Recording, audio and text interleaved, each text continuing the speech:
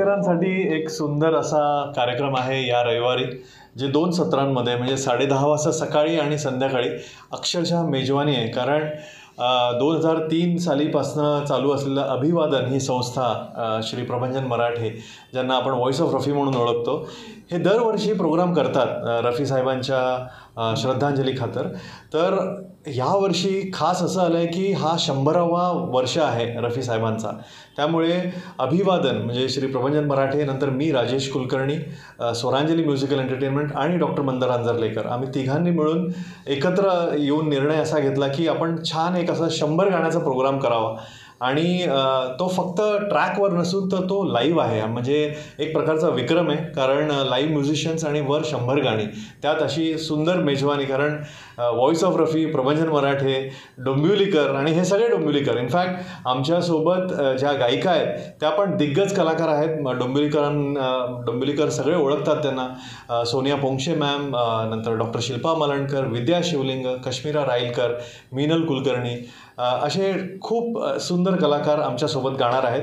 मला असं वाटतं जे कोणी रफी साहेबांचे गाणे ऐकून मोठे झाले आहेत त्यांनी नक्की याचा लाभ घ्यावा. ज्यांना आवडतं रफी साहेबांचं म्हणजे हृदयात रफी आहे ज्यांच्या, त्यांनी अशा कार्यक्रमाला नक्की यावं.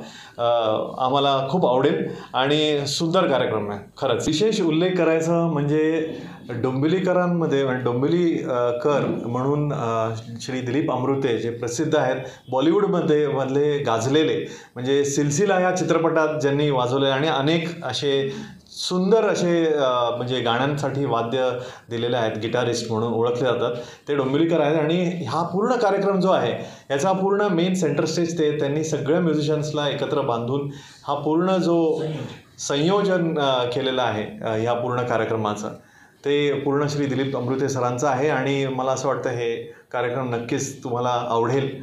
प्लीज या. प्रभंजन मराठेंबरोबर तुम्हाला गायनाचा योग येणार आहे रविवारी, तर तुम्ही ती संधी कशी काय साध्य करणार?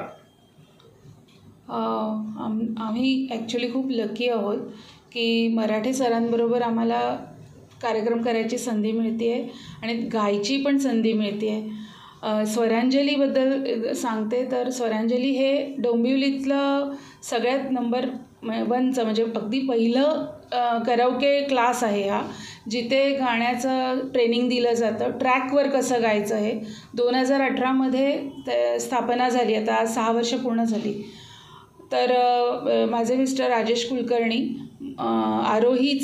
आरोही पण एक संस्था आहे, तर त्याचे फाउंडर मंदार अंजरलेकर आणि प्रभंजन मराठे सर, असं 3 संस्था मिळून हा कार्यक्रम आम्ही सादर करतो आहे. मी तर स्वतःला खूपच भाग्यवान समजते की मला सरांच्या कार्यक्रमात गाण्याची संधी मिळते. म्हणजे खूप सारे शिकायला मिळतं आहे. प्रॅक्टिस सेशन्स जे होत आहेत तर खूप गोष्टी शिकायला मिळत आहेत. आणि लाईव्ह हा कार्यक्रम होणार आहे, त्यामुळे वादक आहे त्यांचंसुद्धा मोठं कौतुक आहे ह्याच्यामध्ये की आम्ही तर येणार जाणार गाणी म्हणणार, पण ते सगळी 100 गाणी पूर्ण बसून ते वाजवणार, ते मोठं कौतुक आहे त्यांचं असं. आणि त्यामुळे त्यांच्याकडूनही खूप साऱ्या गोष्टी शिकायला मिळतात. सरांच्या अनुभव ऐकण्यातून खूप साऱ्या गोष्टी शिकायला मिळतात.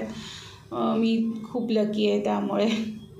रविवारी डोंबिवलीकरांसाठी आपण काय मेजवानी घेऊन आला? खरोखर तुम्ही मेजवानी हा शब्द वापरताय त्याला खरंच फार मोठा अर्थ आहे. 100 गाण्यांची मेजवानी आम्ही एकदम देणार आहोत या रविवारी.